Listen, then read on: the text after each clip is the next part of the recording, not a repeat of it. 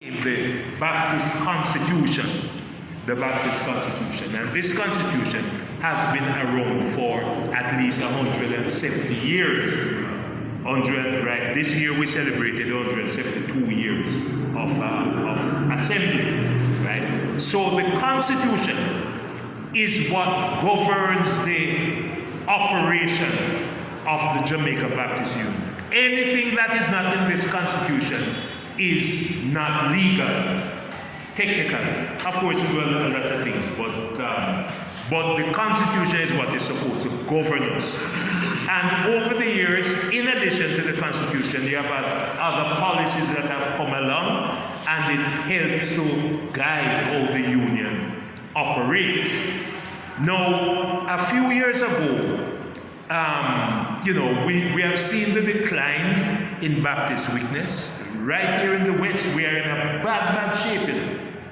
Right here in the West, we're in a bad shape. The Jamaica Baptist Union has lost its vibrancy and its presence, right? So there is a group, the Reverend Neville Callum, the Reverend Dr. Glenroy Layla, the Reverend Marilyn Hyde, though they have been the key members of what they call the Renewal Project. And what they are doing is looking at the Constitution of the Jamaica Baptist Union. Because over years, some things have become obsolete. They no longer apply. So some things are, the way that we operate. So they no longer apply. So they are looking at that, and they are trying to come up with a document that is going to be accepted by Baptists all over the world. Let me just say 3 little things, and then I'll shut up. Number 1. The Baptist Union has a structure. There are 300 and what? How many Baptist churches we have now? 340 something. 318? Okay, 318 congregations that fall under the Jamaica Baptist Union. There are certain things, for instance, a congregation has to have at least 25 members to be called a church in the Jamaica Baptist Union. We have class houses and that type of thing, and missions and so on. But 25 members is what makes up a church. So we have 318 churches. I don't remember how many pastors we have, but each person who is called a pastor within the Jamaica Baptist Union must be accredited by the Jamaica Baptist Union. In other words, the Jamaica Baptist Union, you have a student right now in training. Jamaica Baptist Union undertakes to train all its pastors at the United Theological College of the West Indies. Right? You have some people who have training in other places and the rest of it. But they don't, unless the Baptist sanctions them, and all Baptist ministers have to do some training at the United Theological College of the West Indies. When I went to the Jamaica Theological Seminary, from which I obtained a degree. And when I became a Baptist, because I did not grow up in the Baptist church. My grandfather was a Baptist minister. My uncle, the Reverend Glenn Waters, they were both Baptist ministers. Between them, they did nearly 100 years at the Jericho Baptist Church in St. Catherine. Right? But my father had some disagreement with his father, so he left the Baptist church and became a Brethren. And I grew up in the Brethren church. And at some point I felt the pull to go back to my roots. So I already had theological training. But the Baptist said I needed to go back to UTC. And no, after 30 years, I see the value of that in a big way. Because apart from the theological training, there's what we call denominational understanding.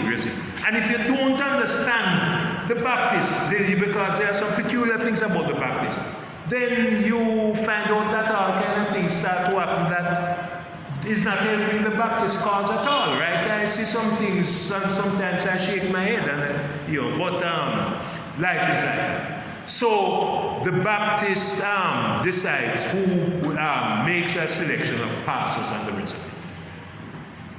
the final body that determines anything in the Jamaica Baptist Union is the assembly. So if the assembly don't say amen, it can't work, right? The assembly is the highest decision-making body in the Baptist Union. So let me tell you something. No Baptist Union president did not care who him be, not care how much doctorate him have before RBN him name. Him can't come and tell any church what to do. Him can't come and tell any church what to do, right? Because the assembly is the highest decision-making body in the union. We as Baptists, we operate on a principle of the autonomy of the local church. The autonomy of the local church. So again, no president can come and tell a local church what to do. The local church makes the decisions. Of course, we are an organization, we're a fellowship organization.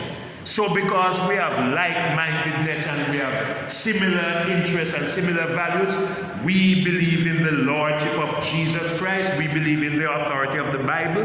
We believe in water baptism. You know, I call it the ABC of Baptists. Authority of the Bible, A. Baptism, B. And the sovereignty of Jesus Christ over the church. We don't have no other head. Right? All our heads are figureheads.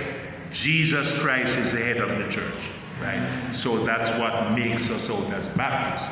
Right? We don't believe in infant christening. We believe in believers' baptism.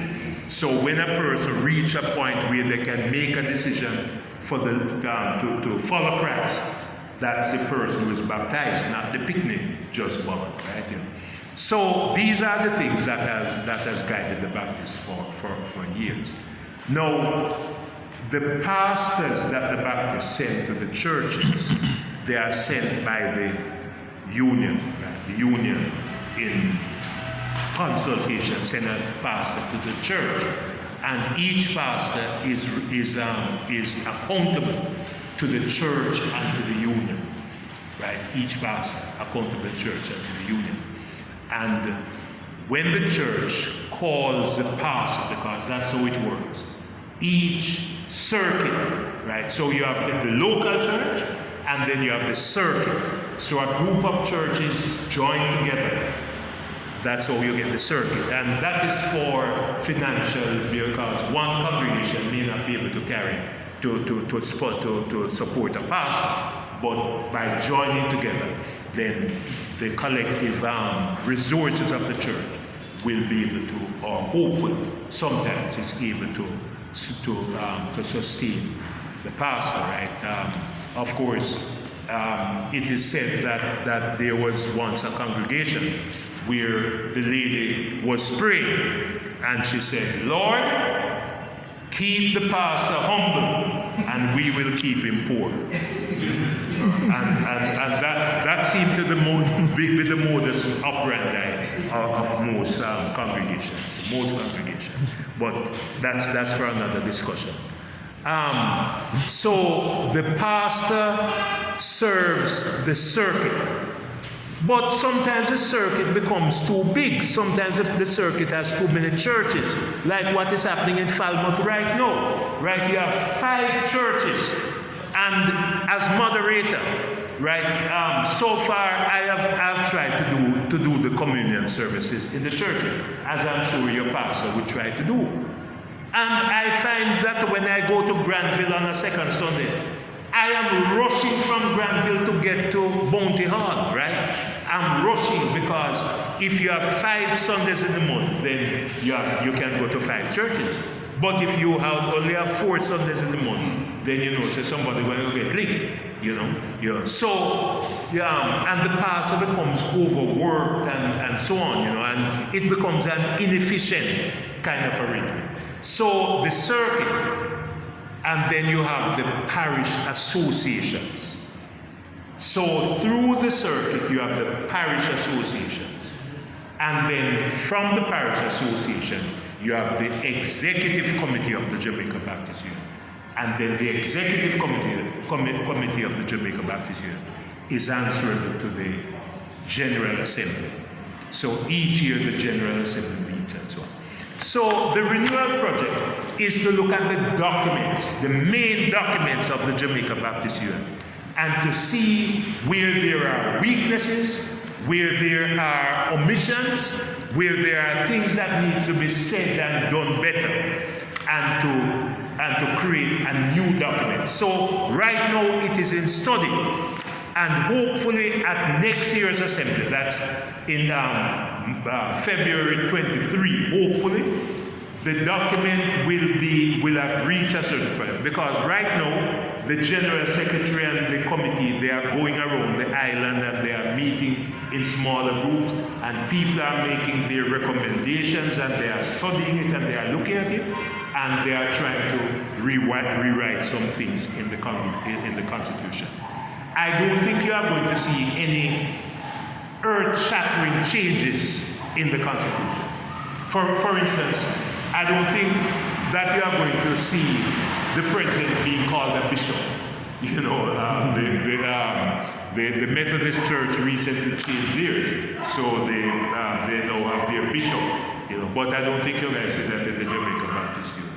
You know, so the renewal project is an ongoing project of trying to upgrade and modernize the main documents, particularly the Constitution of the Jamaica Baptist Union. Yeah.